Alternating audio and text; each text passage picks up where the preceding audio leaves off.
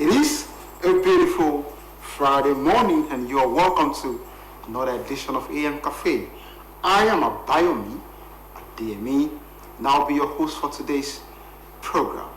It's going to be an exciting one. It's going to be a very, very good one because we'll be discussing about ICPC. ICPC stand in recovery of stolen assets. ICPC stand and recovering of stolen assets. That's what we'll be discussing today. We'll be discussing about the meaning of ICPC, the rules of ICPC, how do they recover stolen assets, what do they do with these stolen assets that they recover, and after recovering the stolen assets, what is the next thing what's the next step of action, what's the next step of action they do. Then again, the difference between ICPC and EFCC, these are the things that I'll be looking at today. And I'm not in the studio alone, I'm with the resident anti-corruption commissioner, Afiz Azam. He is going to be our guest today, and he will be talking to us on the stand of ICPC in recovery of stolen assets. Afiz, Honorable Afiz Azam, the resident anti-corruption commissioner of Osun State, that's who we have here today. And Honorable Afiz Azam, good morning. Thank you for having me. Good morning, viewers. Okay. And how are you feeling today? Of course, great. Good. Just like I said, we'll be discussing the stand of ICPC, in the recovery of stolen assets. First, the viewers at home would like to know what ICPC really means. So, Honorable Afiz, I would like you to tell the viewers at home what ICPC actually means. Okay, good morning once again, viewers. ICPC simply means Independent Corrupt Practices and Other Related Offences Commission. It is the foremost anti-corruption commission, anti-corruption agency in Nigeria, founded in the year 2000. It's the first well-structured anti-corruption fighting tool that the government of Nigeria has ever created. Okay, well, you mentioned the word independent. Yes. Independent anti-corruption practice. So now, when you target independent, does it mean that you ICPC solely stand without depending on either the federal government or the body? ICPC is a government agency, so it cannot be outside of the government. It's part and parcel of the government. But when we talk about its independence in terms of its operations. Of course, we receive money from government, so we cannot be independent of government financially. We are not a business enterprise. However, with regards to operational independence, we are very, very clearly independent. ICPC is not under any ministry. It does not receive orders or instructions from anybody in Nigeria. In fact, the act creating the ICPC clearly states that in its operation, ICPC shall not be under the direction or authority of any authority, persons, or institutions. So operationally, we are clearly very independent. We don't report to any minister, we don't report to any ministry, we don't report to anybody, except, of course, that is when even the need arises. Perhaps, let's say, Mr. President wants to have a particular information, but we don't even render reports to Mr. President. So who do you report to? Nobody. So that is where you see actually the operational independence. We report to nobody. Of course, every government agency can be under the oversight functions of the National Assembly, which is a constitutional matter. Yeah. But beyond that, and that is not operational oversight, really, mostly. So, in terms of our operational independence, ICPC is very, very independent. Okay, yes. Thank you, Honorable Afiz Azam. Now, we've talked about the meaning of ICPC and its independence. Now, what are the roles of ICPC?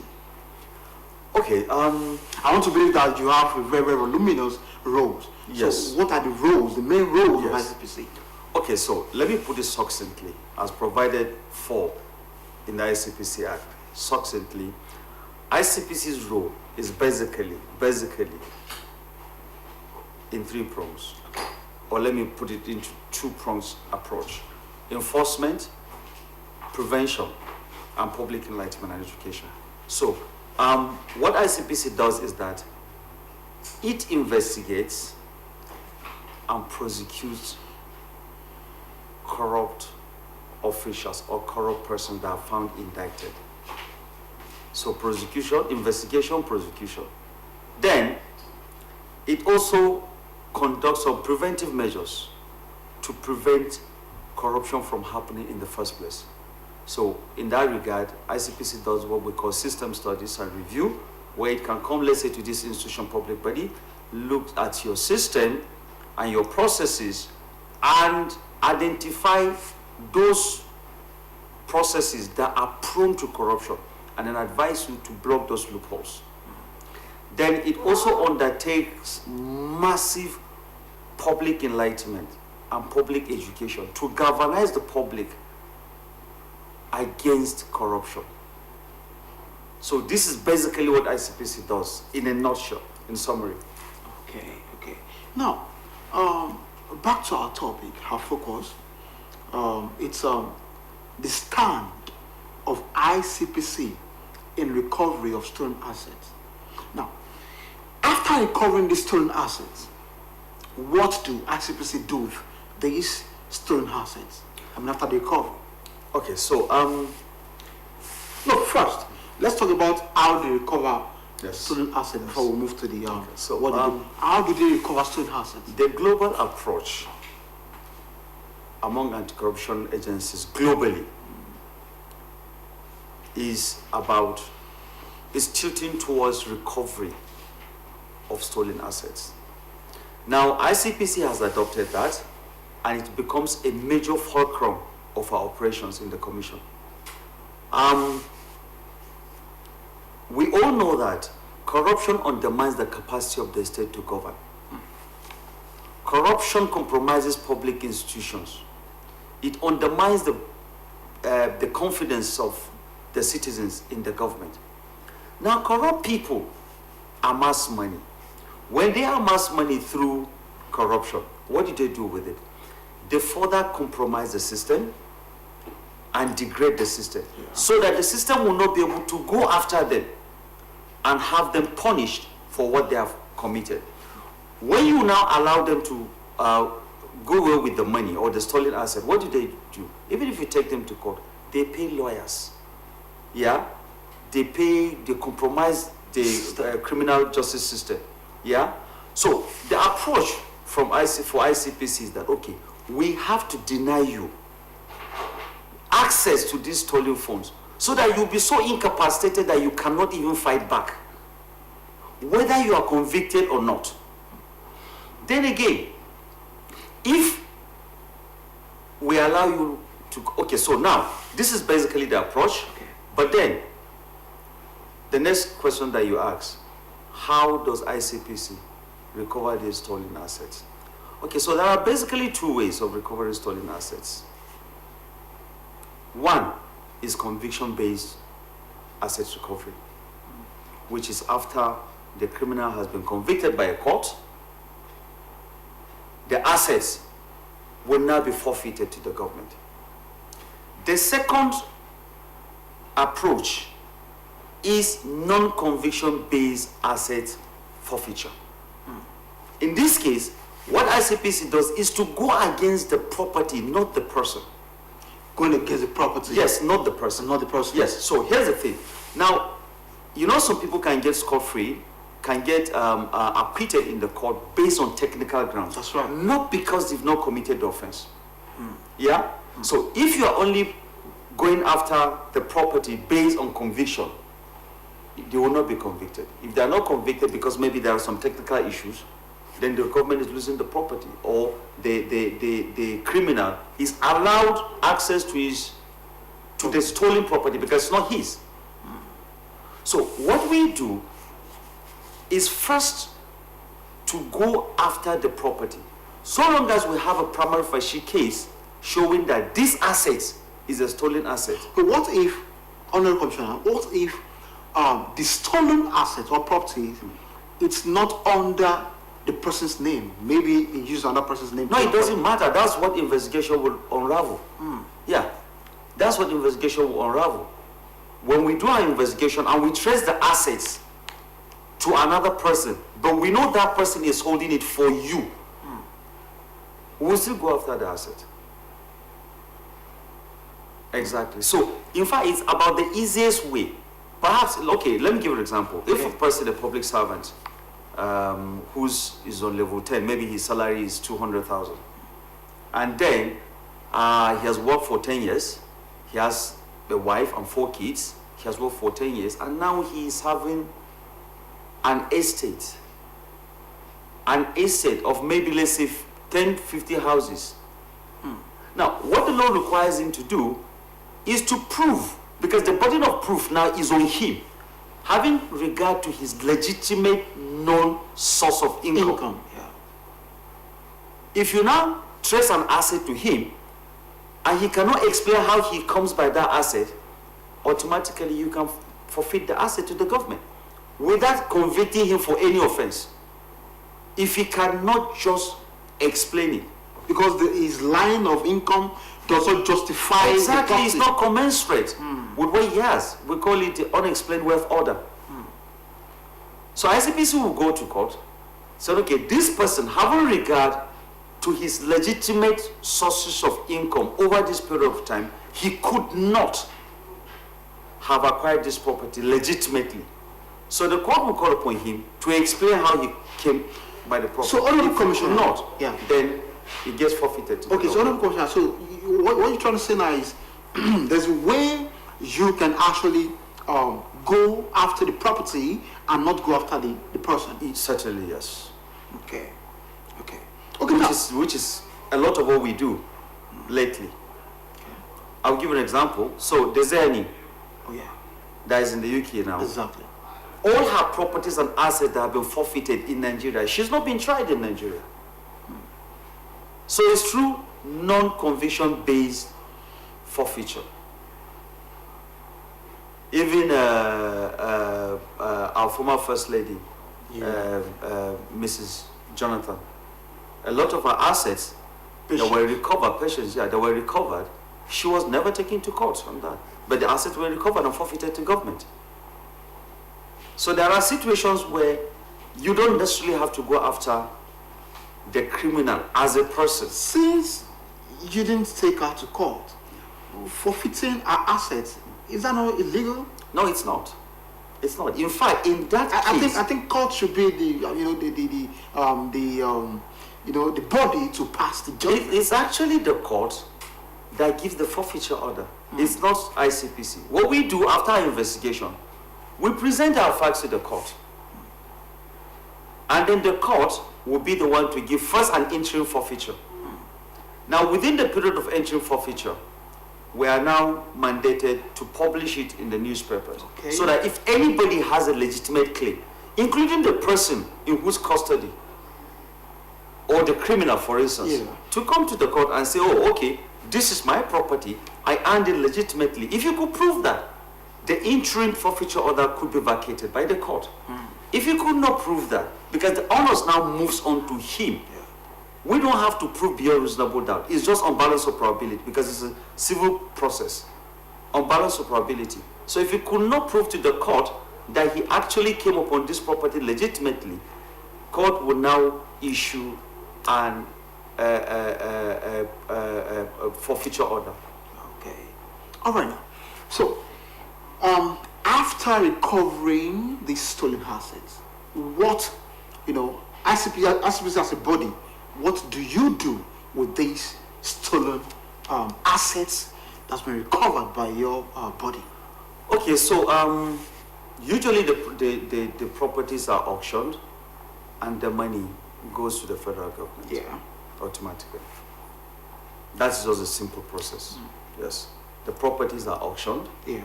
Yeah. By a licensed auctioneer. And then all the proceeds all the process minus administrative fees for the auctioneers, it goes to the federal government. So we don't have access to that money. It doesn't come into our coffers. It goes directly to federal government. All right. If you're just joining us right now, we have been talking about the stand of ICPC on recovery of stolen assets. The stand of ICPC on the recovery of stolen assets. And the person who has been talking with us says is Honorable Afiz Azan. Honorable Afiz Azan. He is the resident anti-corruption commissioner. The resident anti-corruption commissioner of Osun State, Nigeria. Honorable Afiz Azan is the one that's speaking with us. Since morning on the stand of ICPC and recovery of stolen assets.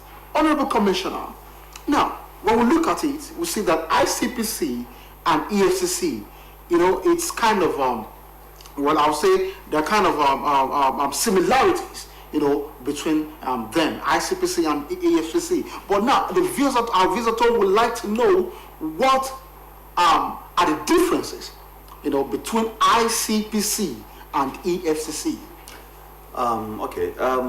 Nigeria as a country decided to apply multi-agency approach in the fight against corruption.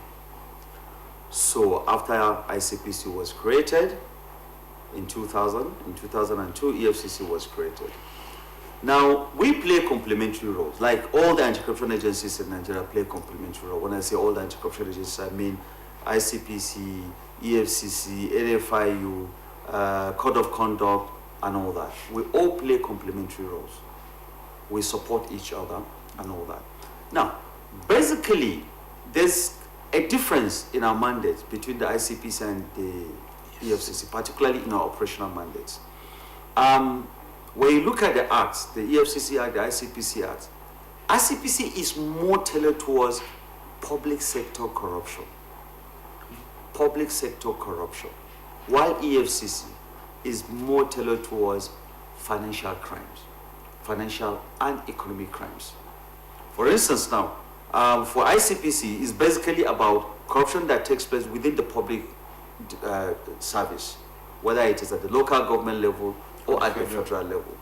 We don't really get involved into matters concerning two individuals, banking fraud and all that.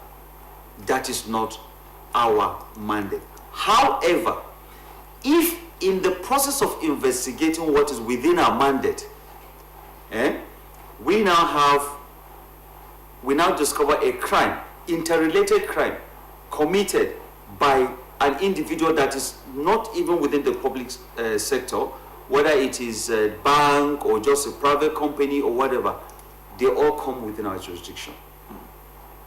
So for EFCC, it's basically about financial and economic crimes.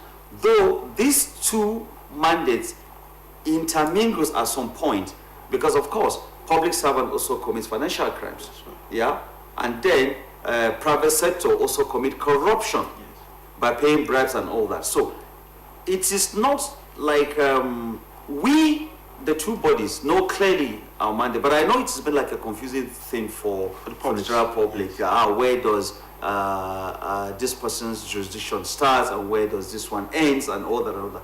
But basically, in a nutshell, simplicity, this is just the major difference. That EFCC deals more with economic and financial crime, ICPC deals with public sector corruption. When we talk about money laundering, is that within the jurisdiction of ICPC or EFCC? Both. Because where there is corruption, there's always, somehow, somewhere, money laundering. In fact, when EFCC investigate money laundering issues, most of the money laundering issues that they investigate also have to do with corruption.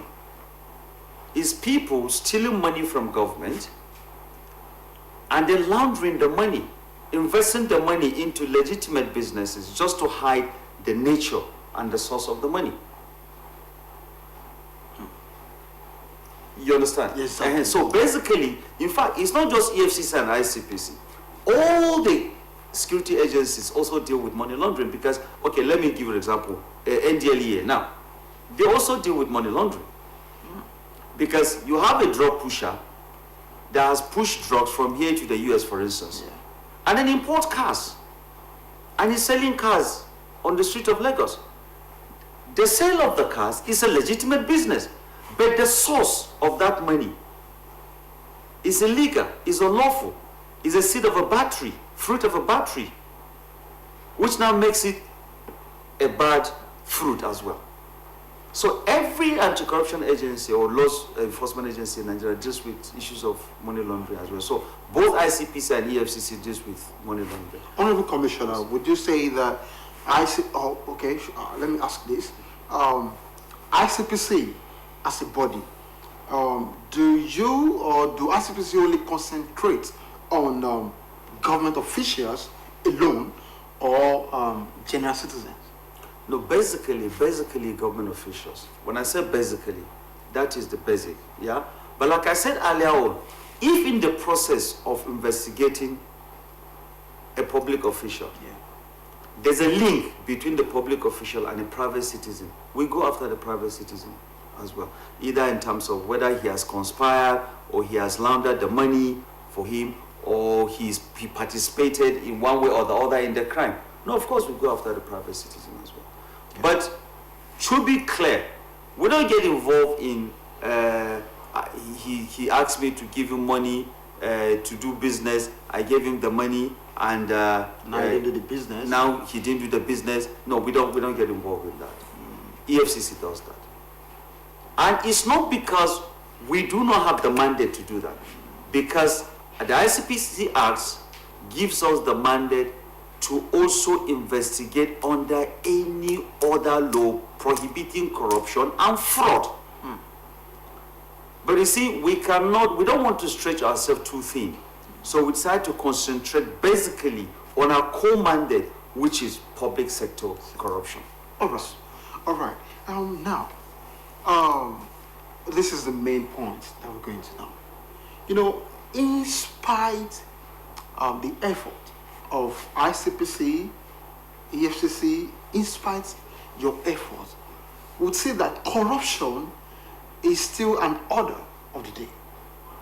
Corruption still keeps, coming and coming.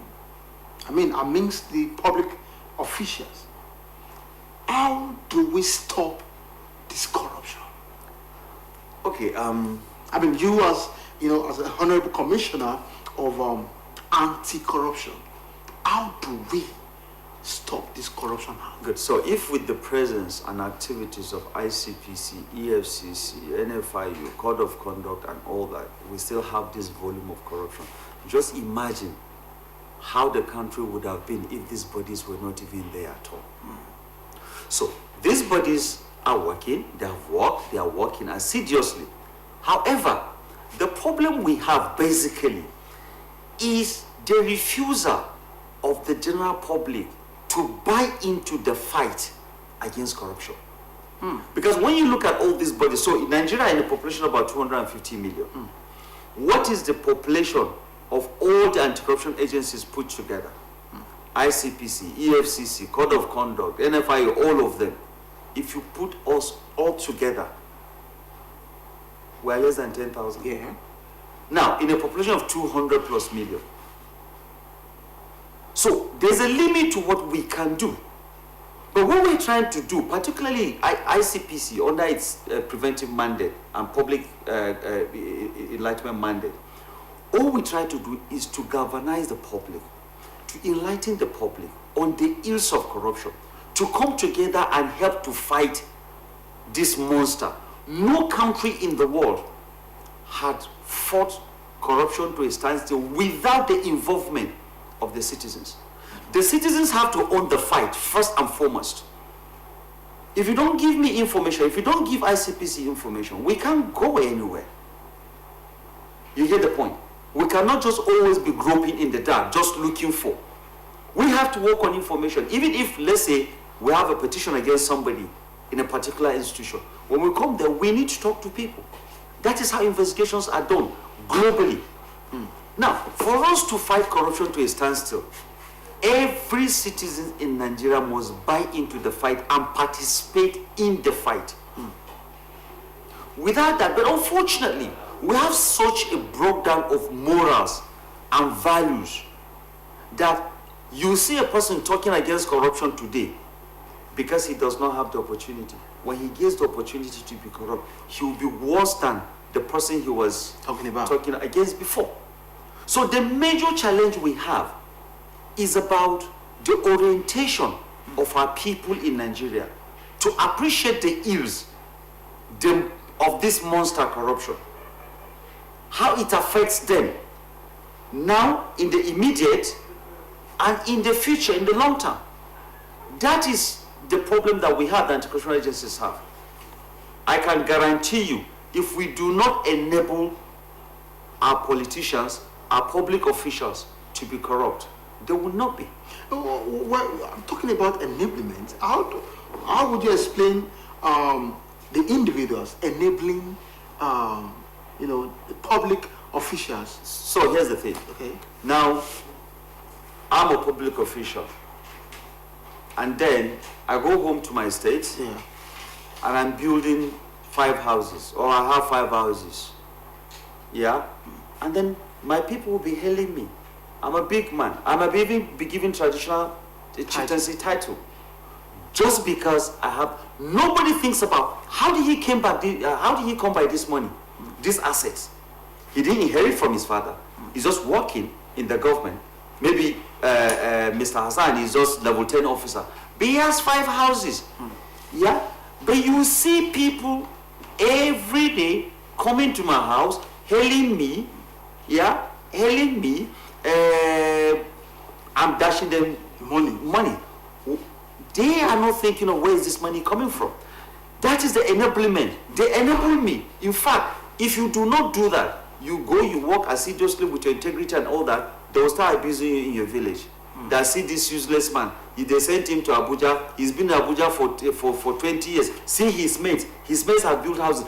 That is part of the emotional enablement that our citizens give to politicians and all that. Okay. You see our citizens coming to a councillor's house every morning, or members of the House of Reps. Hey, my wife has given birth. My wife is in the hospital. My child is going to school. Give me school fees and all that.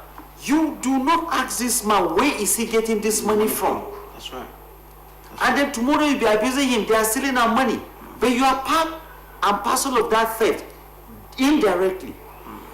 And these are political leaders, somehow, somewhere, get involved in the corruption because they want to satisfy their constraints. That's right. If they don't bring this money, they will not be elected tomorrow. Okay. All right, our Honorable Commissioner, due to our time constraint, we will go further than this, but I must appreciate you, for coming on our show today, this morning. And also, I appreciate your entourage, Mr. Suleiman Laro, the Assistant Chief Superintendent of ICPC, Osun State. I want to thank you for coming. I know you actually want to talk more, but I think you have to come again on our show. Thank you for having me. Also another time. Yeah, we'll be going on a short break now. Join us when we come back.